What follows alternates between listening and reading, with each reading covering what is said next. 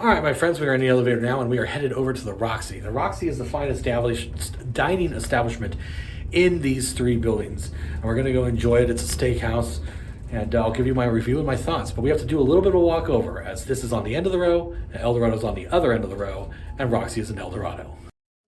Located by the oddly Poseidon-themed fountain inside of a casino that is named after a mythological city of gold is the Roxy, tucked all the way into the far corner of the Eldorado portion of the second floor skyway that connects the three casinos that are collectively known as the Row.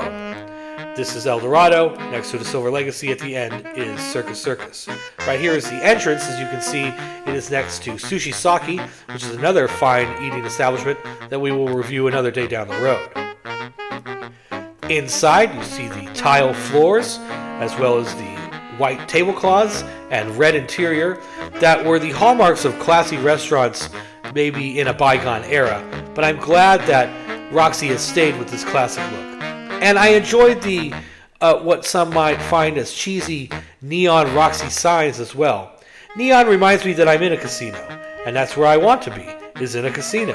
So any reminder of that, I enjoy it.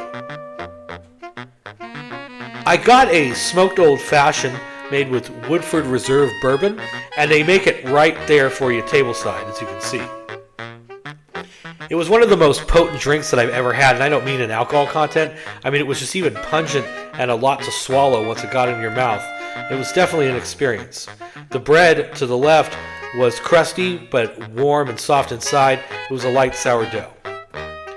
This is the Maryland crab cake with sizzling butter. It also had like a little burnt lemon drizzle on it. Crab cakes, when made well, are some of the best things on earth, and when they are not made well, tastes like a oatmeal cookie that went to hell.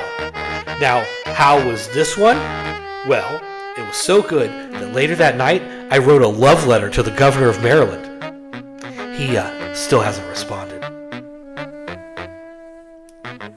This was the beet salad, which was butter leaf lettuce, gorgonzola cheese, a blood orange drizzle, as well as candied pralines. Now, you had to go on a little bit of a treasure hunt here in order to find the beets at first, because it was buried under this absolute mountain of butter leaf lettuce.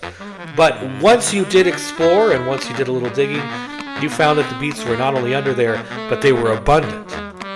And they made the excellent choice of including both the red beets and the golden beets, which are just slightly sweeter. Now, I myself love beets. I love beets so much that I became a drummer so that I could both play beets and eat beets. And just thinking about them right now, I want some beets.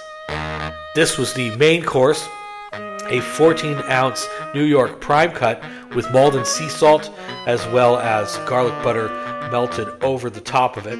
And I had it cooked to medium rare, as you're supposed to when you go to a fine steakhouse. You got to get it medium rare. Don't let them overcook it. The asparagus still had a bit of crispiness to it, and it was cut nice and short, so the consistency was the same all throughout. It was also seasoned well, and I think it had a little bit of olive oil on it as well. This was the Sommelier's Choice Bordeaux. I don't remember the name, but I knew that I definitely had to go with a nice tannin-filled red wine to go with beef. That's what you want to get. Now, you're wondering, how was the steak? Well, it was seasoned to perfection.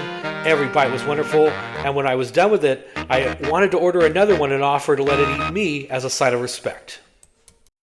Friends, that was easily one of the greatest meals I've ever had in my entire life.